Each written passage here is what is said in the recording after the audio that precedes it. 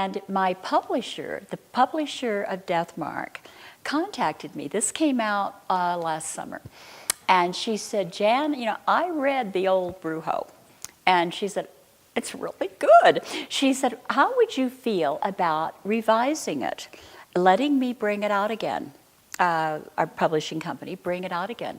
Would you want to revise it a little? Well, I like to think I'm a better writer than I was, 20 whatever years ago.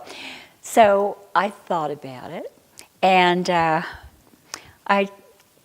suddenly, these characters that have lived in my psyche all this time and in my dreams, they suddenly burst out of the recesses of my mind, and they were chanting, yes, yes, yes. And before I could shake a gourd rattle, I was back under the spell of the Brujo and this story. So it was really something to get back into it after all this time.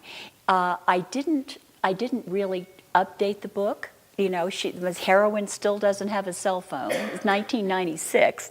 And that was better, because she could get in all kinds of trouble.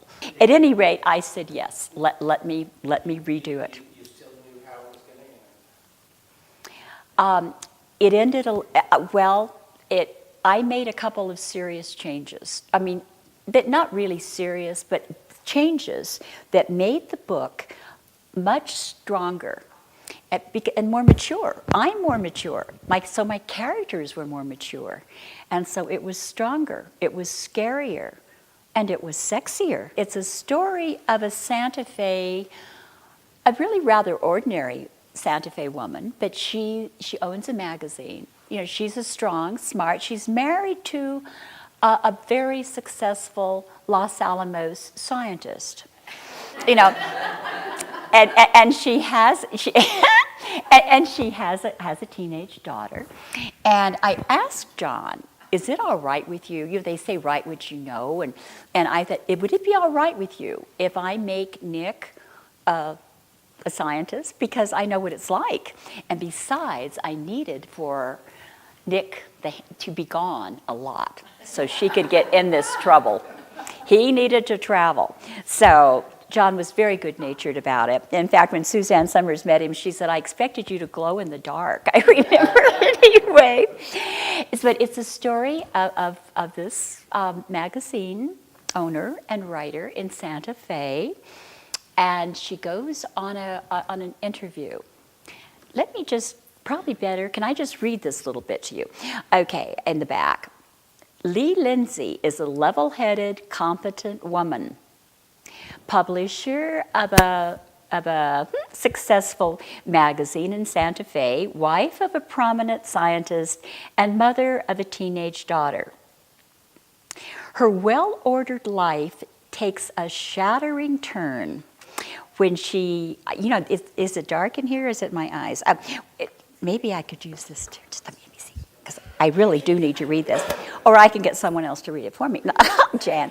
Okay, takes a shattering turn when she travels to the isolated mountain village of Cavado. That would be on the high road to Taos, to interview Juan Mascarenas, a local historian and rumored healer or curandero. Well, the village seems strangely deserted when Lee arrives, and the charismatic Mascarenas is not at all what she expected. The interview quickly takes a shocking turn that will confuse and haunt Lee in the days to come. Inexplicable things begin to happen. She experiences strange flashbacks to what might be a past life. An ominous raven watches her by day and invades her dreams at night. Sexual obsession turns to terror as Lee must fight to save herself and the lives of those she loves. So that's in a nutshell.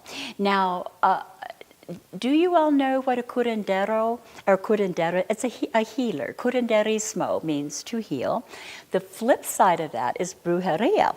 The idea being, if someone has the power to heal, they might also have the power to harm. So the brujeria, a brujo or a bruja, is the dark side of that. And I grew up, with these legends, and I knew a lot about this. My best friend when I was a child, a grandmother, was a curandera. And so I interviewed everybody I could find. I interviewed every curandera, of course, in New Mexico, in Arizona, in Texas, and I encountered some pretty scary people too, some brujos. I have a real respect for that.